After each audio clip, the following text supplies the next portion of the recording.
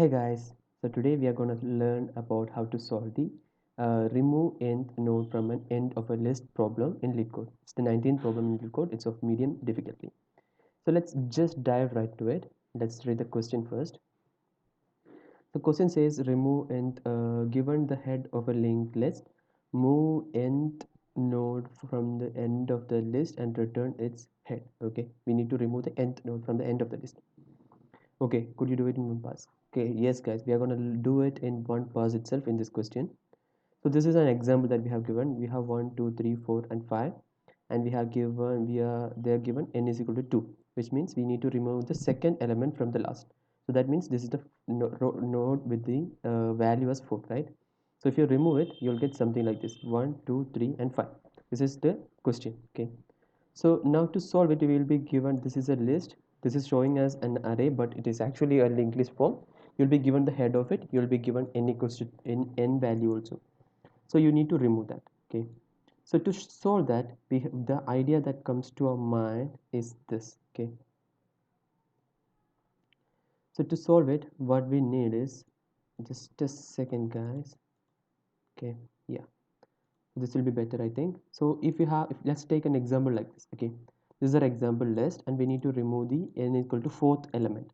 So for that, what we'll do is we'll have 3 pointers. There will be I, j and k. Okay, so we'll take I, j and k. We'll start off with the first node.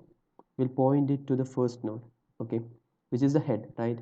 So then what we'll do is we'll just increment I until the count of I. So we'll keep count for each variable. So for I, the count, while the count is equals to or greater than or equals to n. So until the count is less than or equals to 4, we'll just increment it. So after it reaches this point, what we do is we'll just start incrementing this guy. Okay, so now when I, the count of I, which means the count will be incremented whenever we increase a value. So initially the count of I will be 1. So now I's count is 2. So you can see. And then now counts value is 3. Now counts value is 4, right? So as long as when it reaches 4, what we do is we'll just after it reaches 4, whenever we increase one of this, one for I, will increase one for j also. Okay, this is j. So then after j reaches 2, so this j was initially 1, j reaches 2. After that, whenever we increment j, we also increment this guy. So this is the k pointer. Okay, so you'll understand why we need that in a second. So we'll increment this guy first, then we'll increment this guy, then we'll increment this guy. Okay, then we'll do it again.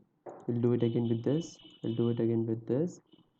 We'll increment this guy, we'll increment this guy, we'll increment this guy, then we'll increment this guy, we'll increment this guy, we'll increment this guy. Okay, now the problem here is that this thing is stopped because the next node is none in this case, right?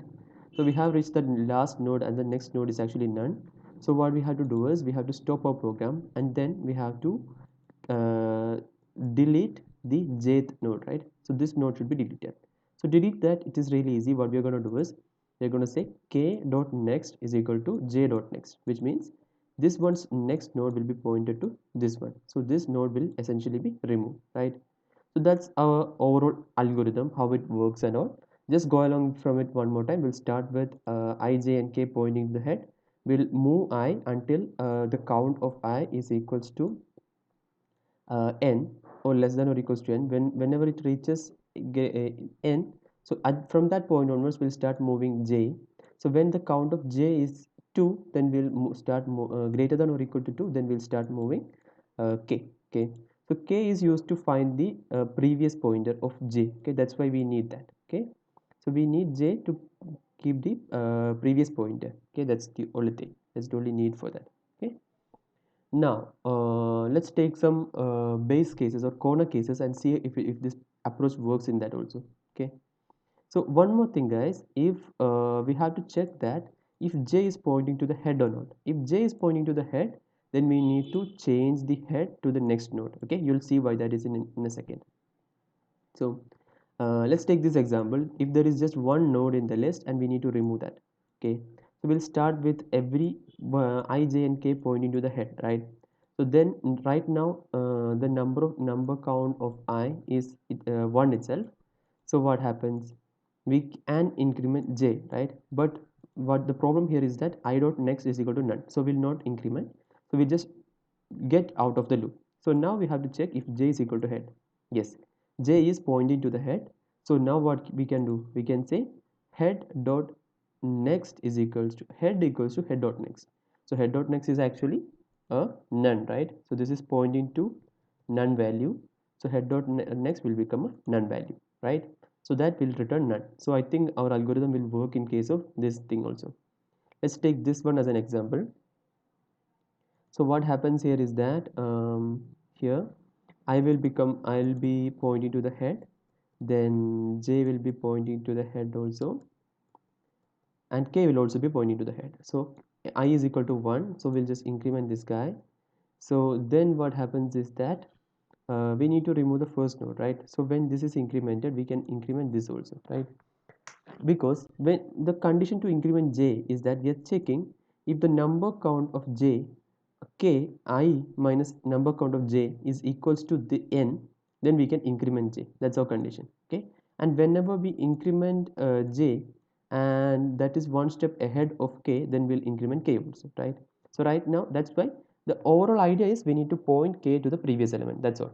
Okay, now this is our condition. Now I dot next is actually none, so we'll stop this program, and then after this program is stopped, we'll check if j is equal to the head or not. So if j is not equals to the head, then we can say k dot next is equal to j dot next, right? So k dot next is equal to j dot next, so j dot next is actually none, so this will just become 1. So this node is removed, right? So I think this approach will work in every corner cases. Okay, so now let's go move on to the code and how to code it. Okay, so it's actually going to be really easy. So initially we are going to initialize three variables I, j, and k, and we are going to give it as a list. Okay, so the list will contain the head at first. So this will become the node. The first value inside this list will be the node. The second value will be the count of that particular variable. Okay, so initially the count is set as 1 for all three. So first is set as head and I as a list for each one of them. Okay, then what we'll do is we'll say I of 0 dot next. Okay, so here we are checking if I dot 0 dot next equal to none. When it becomes none, this loop will be broken. Okay, so because none is considered as a true false value in Python by default. Okay, so then we'll say I of 0 is equal to I of 0 dot next, so which means we are incrementing it first. Okay, so then we'll say I of 1 plus equals to 1, which means we are incrementing this value. So now this will become head dot next, this will become 2 in case of I.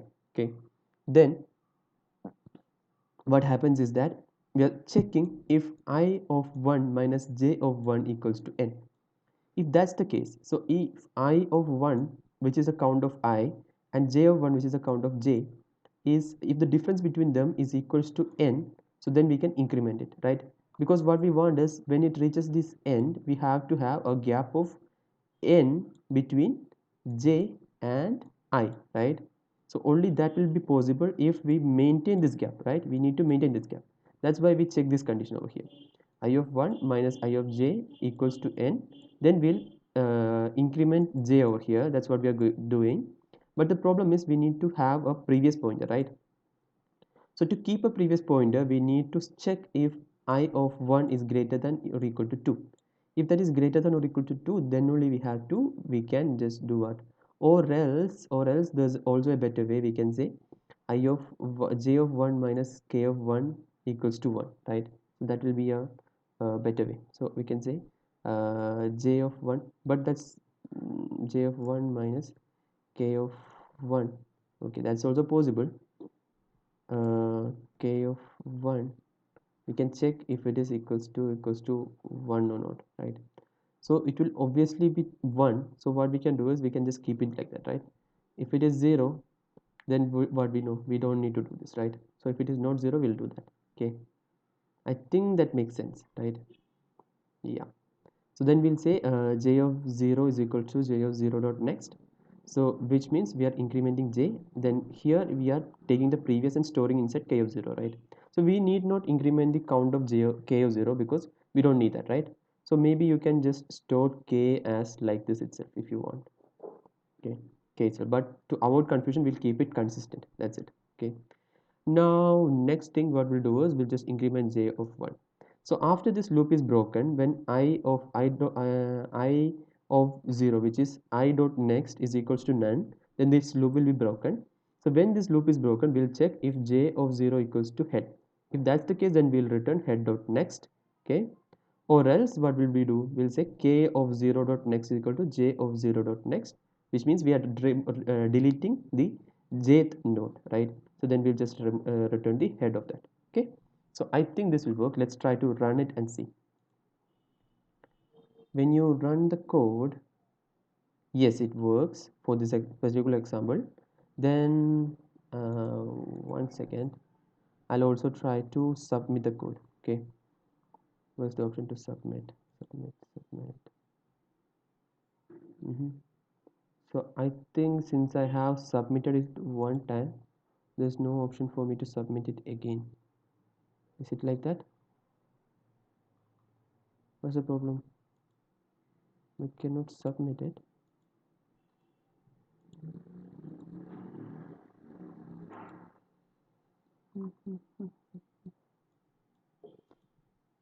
Okay, now there's a problem option to submit. Okay. Oh, that's weird. I have to. Since I have zoomed in, that's the problem. Okay, I cannot see that submit. I'm sorry about that. So I'll just try to submit it one more time. So let's see what happens when I submit. Okay, now I have a 77.98 percentage success rate. It's faster than that.